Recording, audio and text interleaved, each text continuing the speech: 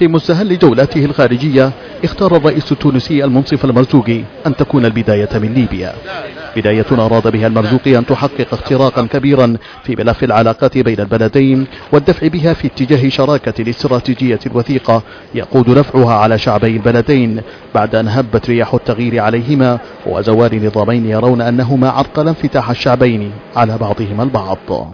زيارة الرئيس التونسي المؤقت إلى ليبيا كمحطة أولى تحمل في مضامينها تأكيدات ورسائل عدة إلى طرابلس، لعل من أبرزها هو تعميق العلاقات بين الجارتين بوضع أسس للتعاون الاستراتيجي تعتمد على مصالح الشعوب أكثر من اعتمادها على مصالح الحكام. العمل المشترك من أجل حماية الحدود بين البلدين كان محل بحث، وذلك لمنع تكرار أي اختراقات أمنية قد تؤدي إلى تعكير صفو العلاقات بينهما.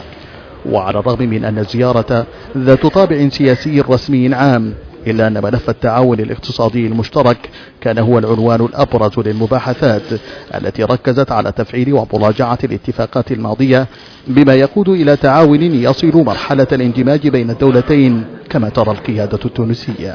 نحن جئنا مع السيد وزير الخارجية ومع بعض المستشارين التقنيين لوضع الأسس للاتفاقيات، وبعدها سيتم الإعلان عن جملة من القرارات الواضحة والتقنية. الجانب الليبي بدا متحمسا لهذا الطرح باعتبار أن مقوماته موجودة على أرض الواقع يعززه تشابه الحالة السياسية والاجتماعية بين الدولتين، ما يسهل من عملية الاندماج عبر وحدة اقتصادية مدنية قوامها الشعوب وليست الحكومات.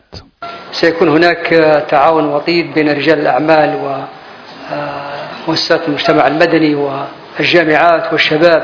هذا هو الاندماج الثقافي والاندماج الاقتصادي الذي سيتم. وإذا تحدي بات مطروحا بين الدولتين في تجسيد هذه الأمنيات على أرض الواقع وإفساح المجال لمصالح الشعوب حتى تتبوأ مقعدها على الخارطة السياسية منها والاقتصادية. محمد الطيب، الجزيرة، طرابلس.